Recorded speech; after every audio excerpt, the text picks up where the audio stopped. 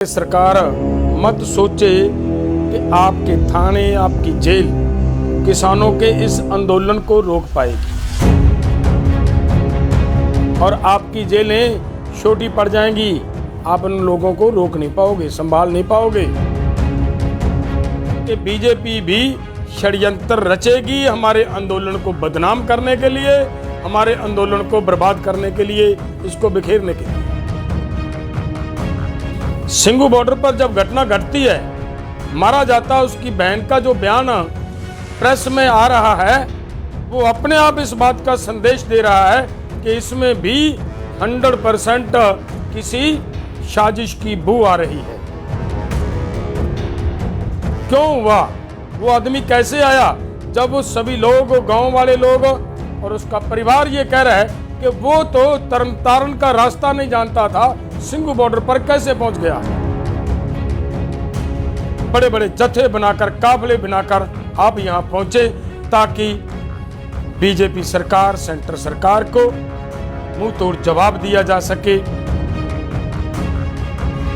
किसान भाइयों, राम राम, सत श्री अकाल। आज पूरे देश में जिस तरह से रेल रोको प्रोग्राम सफलतापूर्वक हुआ है, कहीं कहीं से खबर आई है, सूचना ये मिली है कि भारत सरकार ने हमारे किसानों को अरेस्ट भी किया है। लेकिन यहाँ पे ये सवाल पैदा होता है कि जिस आदमी को अरेस्ट करना बनता है, अगर उस आदमी को सच में अरेस्ट कर लिया जाए, उसको मंत्री पद से बर्खास्त कर दिया जाए, तो मुझे लग रहा है कि ये सब शांत हो सकता है। ये नहीं होने था, ऐसा प्रोग्राम होने की कोई संभावना नहीं थी। इस प्रोग्राम होने की वजह सरकार जानती है, सरकार को पता है कि जब से वो घटना घटी है तभी से किसानों ने ये आह्वान कर रखा था, घोषणा कर रखी थी। तो आज तक उस व्यक्ति को, अजय मिश्रा को, उसके मंत्री पद से बर्खास्त नहीं किया गया, उसे गिरफ्तार नहीं किया गया। और उससे भी आगे जाकर अगर और बात देखें कि उन्हीं के एक साथी से 2 वेपन भी बरामद कर चुकी है सरकार। उनकी जो गाड़ी थी उनमें से भी जले हुए हालात में कुछ वेपन प्राप्त हुए हैं। वो सब अपने आप उनकी गुंडागर्दी, उनकी अनेरगर्दी को दर्शाते हैं। वो बताते हैं कि किस तरीके से वो किसानों का कत्लेआम करने के लिए निकले थे और गाड़ियों के नीचे रौंद कर जिस तरीके से उन्होंने किसानों का कत्ल किया है, वो पूरी दुनिया को पता चल गया, पूरे देश ने देख लिया। और उससे पहले मंत्री जी का बयान, मंत्री जी का बोलना उस तरीके से ये सिद्ध करता है कि उन्होंने बता दिया कि हम कौन हैं। जो होने का उन्होंने संकेत दिया वो उन्होंने कर कर दिखाया भी। और हरियाणा के मुख्यमंत्री जी ने जो कहा कि आप इनको लठ मारो, अगर जेल चले जाओगे तो नेता बनकर निकलोगे, ये सब बातें क्या दर्शाती हैं? इनकी दादागिरी, इनकी गुंडागर्दी का संदेश देती हैं। इसी में से उनकी दरिंदगी की बदबू आ रही है। और उसको गिरफ्तार है, इतना कुछ होने के बावजूद भी अजय मिश्रा को उसके पद से बर्खास्त ना किया जाना और उसे गिरफ्तार ना करना और उल्टा किसानों को, प्रोटेस्ट करने वाले किसानों को गिरफ्तार करना अति निंदनीय और शर्मनाक बात है इस भारत सरकार के लिए। और मैं यहां तक भी कहूंगा कि सरकार मत सोचे कि आपके थाने, आपकी जेल किसानों के इस आंदोलन को रोक पाएगी। जितना लोगों को आप जेल में फेंकने का काम करोगे, लोग उतनी भारी संख्या में निकलकर इसके विरोध में जेल जाने के लिए आएंगे और आपकी जेलें छोटी पड़ जाएंगी। आप उन लोगों को रोक नहीं पाओगे, संभाल नहीं पाओगे। इस बात की मैं आपको चेतावनी देता हूं। लोग तैयार बैठे हैं इसके लिए भी, आपने देख लेना अगर आप ये करना चाहते हो तो। दूसरी बात, मैं हमारे किसान भाइयों को एक निवेदन करना चाहता हूं। भाइयों देखिए, हम बार बार ये बात कहते आ रहे हैं कि जिस तरीके से बीजेपी को हमारा आंदोलन पॉलिटिकली नुकसान पहुंचा रहा है, उसके रिएक्शन में 100% ये क्लियर है बात कि बीजेपी भी षड्यंत्र रचेगी हमारे आंदोलन को बदनाम करने के लिए, हमारे आंदोलन को बर्बाद करने के लिए, इसको बिखेरने के लिए वो इस्तेमाल कर रही है। उनके षड्यंत्र हो रहे हैं, हम उनके षड्यंत्रों में फंस रहे हैं। हमें इस बात का पूरा ध्यान देना पड़ेगा। सिंघू बॉर्डर पर जब घटना घटती है, उस घटना घटने के बाद वो जो आदमी मारा जाता, उसकी बहन का जो बयान प्रेस में आ रहा है, वो अपने आप इस बात का संदेश दे रहा है कि इसमें भी 100% किसी साजिश की बू आ रही है, जिसकी हम पहले से मांग कर रहे हैं कि इसकी उच्च स्तरीय कमेटी के जरिए इसकी जांच होनी चाहिए।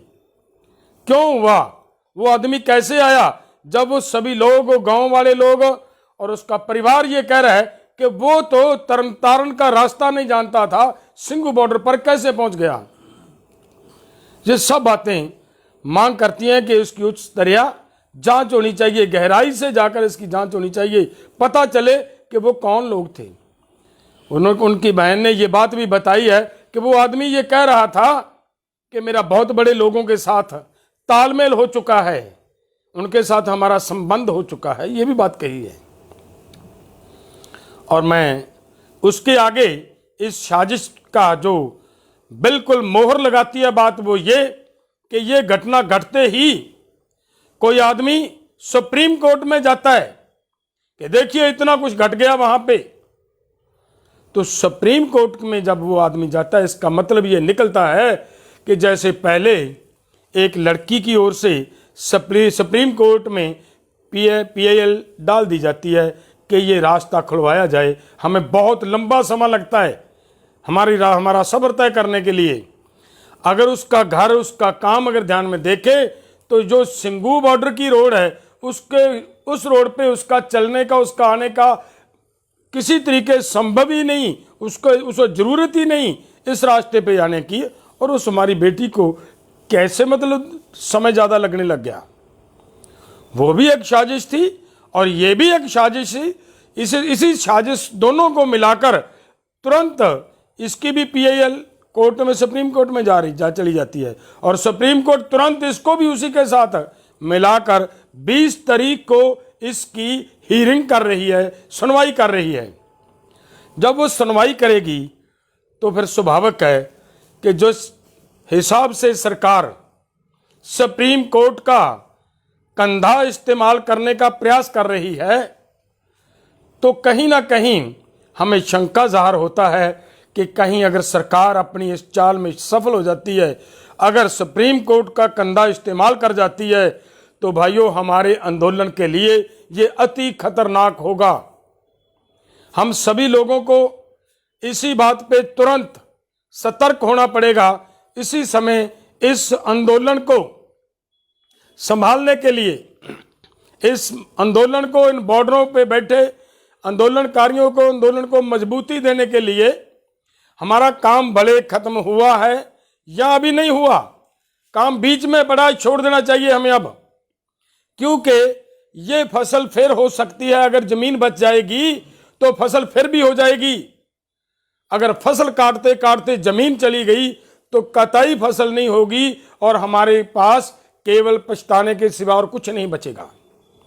इसलिए हमारा निवेदन है सभी किसान मजदूर भाइयों से कि तुरंत, अब समय नहीं है कि हम और समय इसका समय गवाएं, समय खराब करें और इसकी इंतजार करें कि कल जाएंगे, परसों चले जाएंगे, 2 दिन ठहर कर चले जाएंगे। नहीं भाइयों, 20 तारीख से पहले पहले आप सभी ने हमारे इन बॉर्डरों पे आना होगा।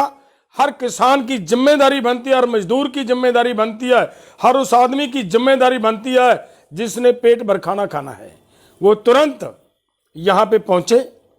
हमारा निवेदन है भाइयों, अगर बचाना है, आंदोलन को जीतना है, तो अब समय घर बैठने का नहीं है। फसल कट जाएगी, फसलें कटती रहती हैं, नुकसान हो जाएगा थोड़ा बहुत, कोई फर्क नहीं पड़ेगा। लेकिन अगर जमीन चली गई उससे बड़ा नुकसान और कोई हो नहीं सकता, और हमारे पास उसके बाद पछताने के सिवा और कुछ बाकी नहीं बचेगा।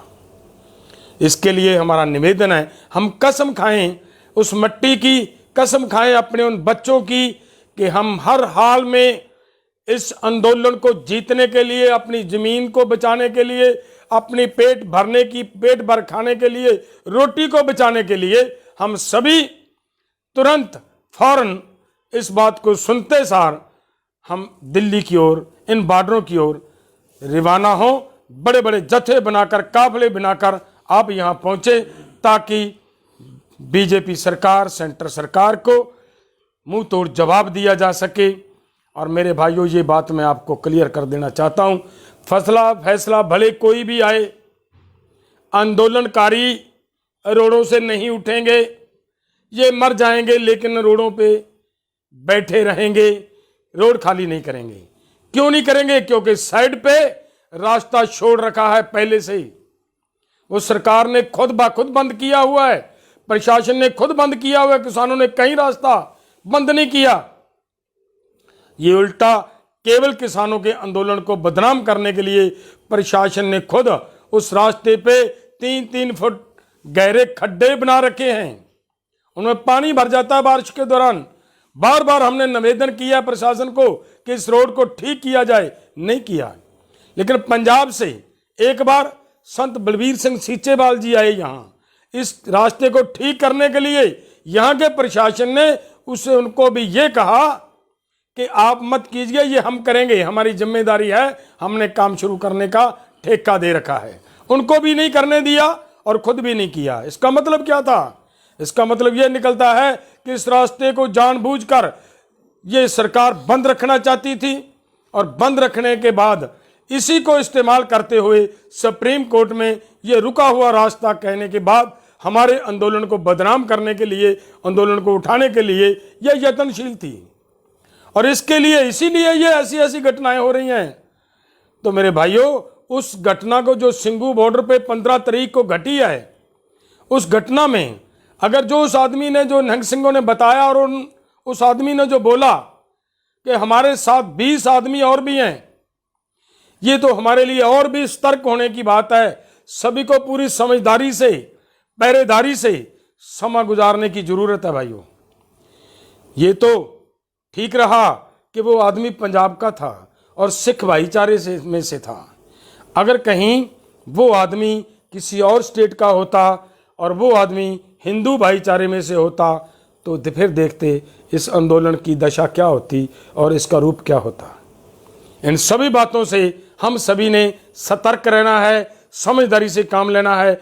आंदोलन को बचाना है तो 1% हम सबको इस आंदोलन पे और इन 3 काले कानूनों पे ध्यान केंद्रित करते हुए इस लड़ाई को आगे ले जाना है, जीतना है। जीतने के लिए यहाँ पे बड़ी संख्या में हमारी गैदरिंग होनी, बड़े इकट्ठ होने बहुत जरूरी हैं। धन्यवाद। वाहिगुरु जी का खालसा, वाहिगुरु जी की फतेह।